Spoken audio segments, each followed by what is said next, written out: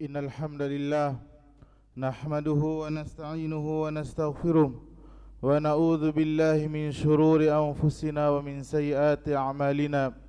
Man yahdihillahu fala mudilla lahu wa man yudlil fala hadiya lahu. Ashhadu an la ilaha illallah wahdahu la syarika lahu wa ashhadu anna Muhammadan abduhu wa rasuluhu sallallahu alaihi wasallam. Amma ba'd. Qala Allah Ta'ala fi kitabihil karim, ya ayyuhalladzina amanu taqullaha haqqa tuqatih wa la tamutunna illa wa antum muslimun. Ya ayyuhan nasu taqu rabbakumul ladzi khalaqakum min nafsin wahidah wa khalaqa minha zawjaha wa batha minhuma rijalan katsiran wa nisaa.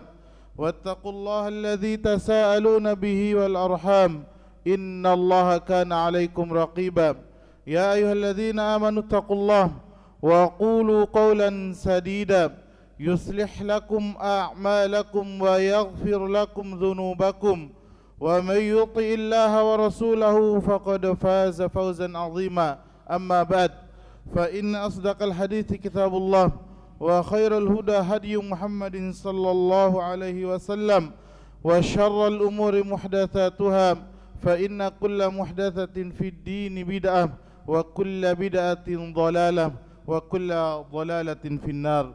Ma'asyiral muslimin, sidang Jumat yang dimuliakan Allah Subhanahu wa taala.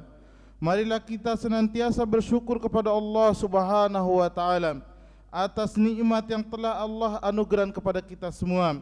Salawat serta salam selalu tercurahkan kepada suri tauladan kita Nabi Muhammad sallallahu alaihi wasallam, juga kepada keluarga beliau, sahabat-sahabat beliau, serta umatnya yang senantiasa berusaha mengikuti agama beliau sallallahu alaihi wasallam sampai akhir zaman. Kaum muslimin rahimakumullah, hari demi hari telah kita jalani, bulan demi bulan telah kita lewati, tahun demi tahun telah kita lalui. Berkata Al-Imam Al-Basri rahimahullahu ta'ala, wahai manusia, sesungguhnya engkau hanyalah kumpulan hari. Sehari darimu pergi, satu bagian dari dirimu pun akan mengiringinya. Sesungguhnya setiap hari yang kita lalui, hari ini adalah hari-hari menuju Allah Subhanahu wa ta'ala, hari-hari menuju akhiratnya Allah Subhanahu wa ta'ala. Oleh karenanya, hendaknya kita mengoreksi diri kita kepada Allah Subhanahu wa ta'ala, kemudian meningkatkan ibadah kita kepada Allah Subhanahu wa ta'ala, dan juga melihat amal-amal yang telah kita lakukan. Sebagaimana firman Allah Subhanahu wa ta'ala mengingatkan kita akan hal itu. Allah Subhanahu wa ta'ala berfirman di dalam surah Al-Hasyr ayat 18, ya ayyuhalladzina amanu taqullaha wal tanzur nafsum ma qaddamat lighadin wattaqullah innallaha khabirum bima ta'malun. Wahai orang-orang yang beriman, bertakwalah kepada Allah Subhanahu wa ta'ala, dan hendaklah setiap diri memperhatikan apa yang ia telah perbuat untuk hari esok, yaitu untuk hari akhirat, dan bertakwalah kepada Allah Subhanahu wa ta'ala. Sesungguhnya Allah Subhanahu wa ta'ala Maha mengetahui apa yang kalian kerjakan. Kaum muslimin yang dirahmati Allah Subhanahu wa ta'ala, jika dirangkai menjadi satu, maka muhasabah diri adalah memperhatikan dan meneliti segala sesuatu yang telah dilakukan pada masa lalu dan masa kini untuk kebaikan kita di masa depan, yaitu untuk kebaikan akhirat kita. Itulah yang dimaksud dalam surat Al-Hasyr ayat 18. Perbuatan yang bisa menghubungkan masa lalu dengan masa depan yang jauh lebih baik, itu adalah introspeksi diri, itu adalah muhasabah diri. Dalam istilah bahasa Arab juga disebut dengan muhasabah.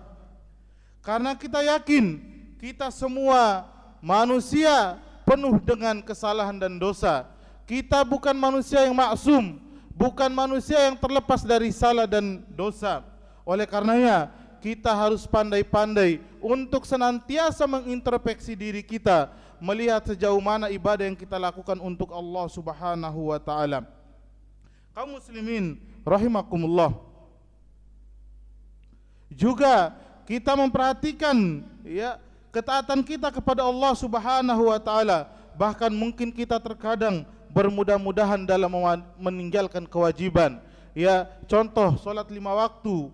Ini adalah kewajiban yang Allah Subhanahu wa taala wajibkan kepada kita, baik orang tua, anak muda dan seterusnya, mereka yang sudah balik. Allah Subhanahu wa taala khususnya bagi para laki-laki mewajibkan mereka untuk salat 5 waktu. Kaum muslimin yang dirahmati Allah Subhanahu wa taala, ada beberapa manfaat muhasabah. Yang pertama, meringankan hisab kita pada hari kiamat. Sebagaimana Umar bin Khattab radhiyallahu anhu pernah mengatakan, hisablah diri kalian sebelum akan kalian dihisab. Itulah yang akan memudahkan hisab kalian kelak. Timbanglah amal kalian sebelum ditimbang kelak. Ingatlah keadaan genting pada hari kiamat, sebagaimana firman Allah Subhanahu wa taala dalam surat Al-Haqqah ayat 18. Yauma idzin tu'raduna la takhfa minkum khafiyah. Hari itu kamu dihadapkan pada Rabbmu, tiada sesuatu apapun darimu yang tersembunyi bagi Allah Subhanahu wa taala. Kaum muslimin yang dirahmati Allah Subhanahu wa taala, Al-Fudail bin Iyad rahimahullahu taala mengatakan, mukmin itu yang rajin menghisab dirinya dan ia mengetahui bahwa ia akan berada di hadapan Allah Subhanahu wa taala kelak. Sedangkan orang-orang munafik adalah orang-orang yang lalai terhadap dirinya dan enggan mengoreksi diri. Semoga Allah Subhanahu wa taala merahmati seorang hamba yang terus mengoreksi dirinya, memuhasabah dirinya sebelum malaikat maut datang menjemputnya. Kaum muslimin rahimakumullah. Kemudian manfaat muhasabah diri yang kedua adalah mendorong seorang untuk semangat dalam beramal dan menjadi pribadi yang lebih baik. Sebagaimana firman Allah Subhanahu wa taala, "Faman ya'mal mithqala dzarratin khairan yarah wa man ya'mal mithqala dzarratin syarran yarah." Barang siapa yang mengerjakan kebaikan seberat zarrah, maka ia akan melihat balasannya, dan barang siapa yang mengerjakan kejahatan sebesar biji zarrah, niscaya ia pun akan mendapatkan dan melihat balasannya. Kemudian yang ketiga, kaum muslimin yang dirahmati Allah Subhanahu wa taala, tidak mudah lalai atau menyepelekan amal karena selalu menganggap diri penuh dengan kelalaian dan dosa. Kita ulangi, yang ketiga adalah tidak mudah lalai atau menyepelekan amal karena selalu menganggap diri penuh dengan kekurangan dan dosa. Kemudian yang keempat, membuat diri tidak takabur, tidak sombong. Coba lihat apa yang dicontohkan oleh Muhammad bin Wasi rahimahullahu taala. Beliau mengatakan, andaikan dosa itu memiliki bau, tentu tidak akan ada satu orang pun yang ingin duduk dekat-dekat denganku. Muhammad bin Wasi mengatakan, andaikan dosa itu memiliki bau, maka tidak akan ada satu orang pun yang ingin duduk dekat-dekat denganku. Kaum muslimin rahimakumullah, manusia yang tidak mau melakukan muhasabah atau tidak mau mengintrospeksi diri, maka ia dikategorikan sebagai orang yang sombong.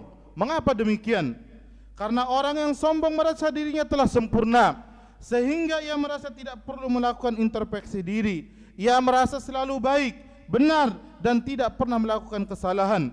Kesombongan inilah yang menutup manusia dari kebenaran, karena ia tidak pernah muhasabah diri terhadap dirinya sendiri. Allah Subhanahu wa taala berfirman di dalam surah Ghafir ayat yang ke-35, "Kadzalika yatba'ullahu ala kulli qalbi mutakabbirin jabbar." Artinya, demikianlah Allah Subhanahu wa taala mengunci mati hati orang-orang yang sombong dan yang melakukan sewenang-wenang. Kaum muslimin yang dimuliakan Allah Subhanahu wa taala, marilah kita bermuhasabah diri, karena orang-orang yang bermuhasabah diri juga sejatinya adalah orang-orang yang rendah hati karena menyadari bahwa dirinya belum sempurna, sehingga terus belajar dan terus bekerja keras untuk menjadi manusia yang lebih baik untuk masa depannya. Dari sahabat yang mulia Shaddad bin Aus radhiyallahu anhu mengatakan Rasulullah sallallahu alaihi wasallam bersabda, "Al-kaisu man dana nafsahu wa amila lima ba'dal maut." Orang yang cerdas adalah orang yang menundukkan jiwanya dan beramal untuk menghadapi kehidupan setelah kematian. Kaum muslimin rahimakumullah, aqulu qouli hadza wa astaghfirullah li wa lakum wa lisairil muslimina wal muslimat fastaghfiru innahu huwal ghafurur rahim.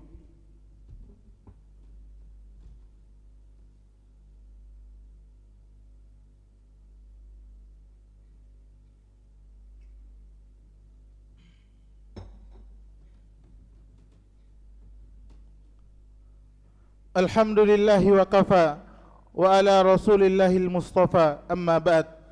Kaum muslimin yang dirahmati Allah subhanahu wa ta'ala, lalu bagaimana cara kita dan bagaimana muhasabah diri? Yang pertama, muhasabah terhadap amal-amal yang wajib, sebagaimana yang sudah kita sebutkan. Kita muhasabah diri, introspeksi bagaimana salat 5 waktu kita. Apakah kita termasuk orang-orang yang lalai atau termasuk orang-orang yang senantiasa melakukannya? Kemudian juga Allah Subhanahu wa taala telah mengancam. Allah Subhanahu wa taala sebutkan dalam surat Al-Mudatsir, "Ma salakakum fi saqar?" Qalu lam nakum minal musallin. Apa yang membuat kalian diseret oleh Allah Subhanahu wa taala ke dalam neraka Saqar? Neraka Saqar adalah neraka yang Allah Subhanahu wa taala siapkan untuk orang-orang yang tidak melakukan salat. Apa mereka jawab? Qalu lam nakum minal musallin. Dulu ketika hidup kami adalah orang-orang yang tidak mengindahkan tentang salat. Ketika azan berkumandang, kami masih sibuk dengan urusan dunia kami. Ketika kumandang azan terdengar, kami masih enak tidur di atas kasur kami dan lain sebagainya. Kemudian melakukan kewajiban syariat lebih tinggi kedudukannya daripada meninggalkan keharaman. Jika melihat ada kekurangan, maka ia segera memperbaiki diri. Dalam hal ini Nabi SAW mengisyaratkan, ayyul amali ahabbu ilallah, qala as-salatu ala waqtiha. Disebutkan dalam riwayat lain, ayyul amali afdal, ayyul amali aqrabu ilal jannah. Imam Asyuti rahimahullahu ta'ala membawakan kaedah dalam masalah ini. Al-fardu afdalu minan nafli.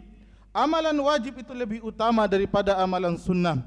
Karena melaksanakan kewajiban adalah tujuan pokok Allah Subhanahu wa taala menciptakan manusia. Sebagaimana Allah Subhanahu wa taala mengatakan, "Wa ma khalaqtul jinna wal insa illa liya'budun."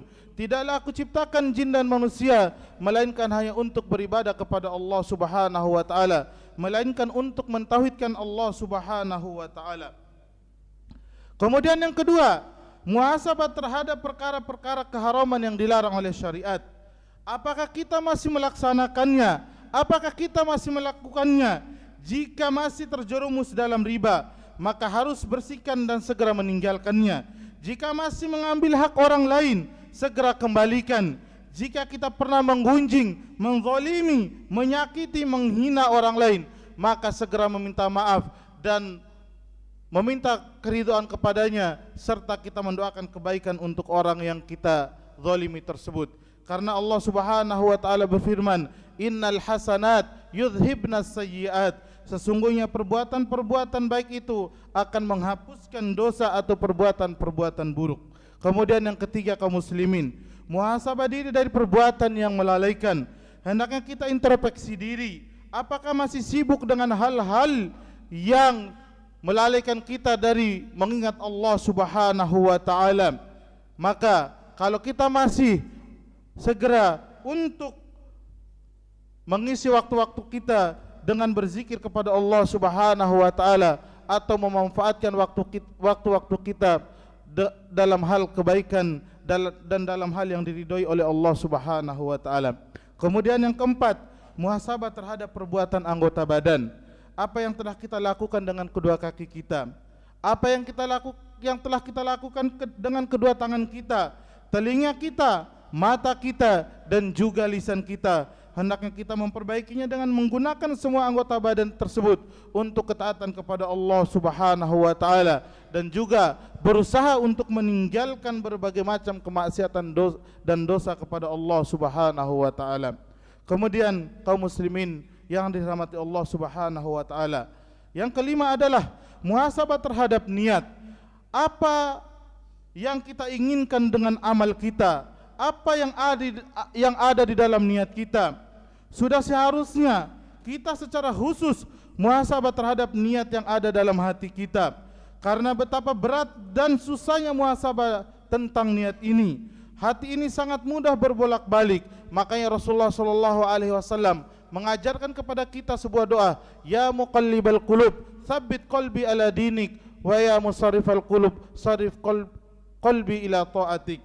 Kaum muslimin yang dirahmati Allah Subhanahu wa taala, sehingga perlu kesungguhan dan butuh diulang-ulang untuk memperbaikinya.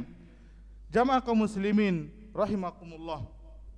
Maka dengan 5 hal yang kita sebutkan, bagaimana cara kita mengintrospeksi diri, memuhasabah diri, mudah-mudahan kita termasuk hamba-hamba Allah Subhanahu wa taala yang terus memuhasabah diri dan mempersiapkan apa yang akan kita siapkan untuk menemui Allah Subhanahu wa taala. Marilah kita senantiasa mengoreksi diri dan terus meminta tolong kepada Allah Subhanahu wa taala agar dimudahkan di dalam ibadah, beribadah kepada Allah Subhanahu wa taala. Maka mari kita contoh para salaf terdahulu. Umar bin Khattab radhiyallahu anhu pernah menghukum dirinya dengan mengeluarkan sedekah berupa tanah yang harganya 200.000 dirham karena luput dari solat asar secara berjamaah. Kaum muslimin yang dimuliakan Allah Subhanahu wa taala, bagaimana kesungguhan Umar menebus kesalahannya yang tidak sengaja tertinggal solat berjamaah bersama kaum muslimin. Ia menebus kesalahannya dengan mensedekahkan 200 tanah yang dibelinya dengan 200.000 dirham. Kemudian bagaimana juga anaknya beliau radhiyallahu anhuma, Ibnu Umar radhiyallahu anhu, pernah suatu kali luput dalam salat berjamaah. Ia menggantinya dengan menghidupkan malam seluruhnya. Ibnu Abi Rabi'ah rahimahullahu taala pernah luput dari 2 rakaat salat sunnah fajar. Untuk tebusannya ia membebaskan seorang budak. Ibnu Aun rahimahullahu taala pernah melakukan kesalahan ketika ibunya memanggil, ia menjawab dengan suara yang keras. Maka kita introspeksi diri kita kaum muslimin, bagaimana muamalah kita dengan kedua orang tua. Apa yang dilakukan oleh Ibnu Aun rahimahullahu taala, ia pun akhirnya membebaskan 2 orang budak. Kaum muslimin rahimakumullah. Lantas bagaimana dengan kita?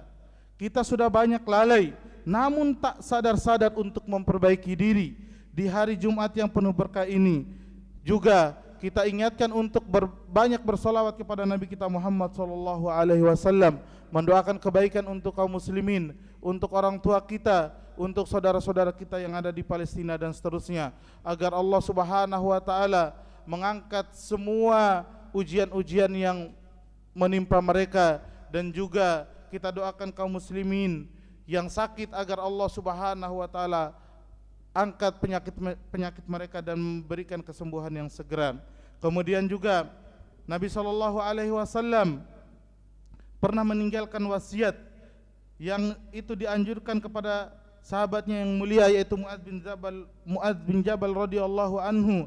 Rasulullah SAW pernah memegang tangannya lalu berkata, wahai Mu'adz, demi Allah, sungguh aku mencintaimu. Rasulullah SAW lalu bersabda, aku memberikanmu wasiat, aku memberikanmu nasihat, wahai Mu'adz, janganlah engkau tinggalkan saat di penghujung salat baca doa ini, Allahumma a'inni ala dzikrika wa syukrika wa husni ibadatik.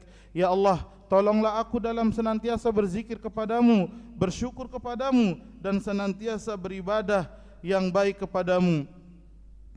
Kaum muslimin yang dimuliakan Allah Subhanahu wa taala, karena hanya dengan pertolongan Allah Subhanahu wa taala kita bisa mudah melakukan ibadah dan menjauhi seluruh maksiat. Jangan lupa juga kita perbanyak sekali lagi bersalawat kepada Nabi sallallahu alaihi wasallam. Allahumma salli ala Muhammad wa ala ali Muhammad kama sallaita ala Ibrahim wa ala ali Ibrahim innaka Hamidum Majid. Wa barik ala Muhammad wa ala ali Muhammad kama barakta ala Ibrahim wa ala ali Ibrahim innaka Hamidum Majid. Allahumma ighfir lil muslimina wal muslimat wal mu'minina wal mu'minat al ahya'i minhum wal amwat innaka sami'un qaribun mujibud da'wat.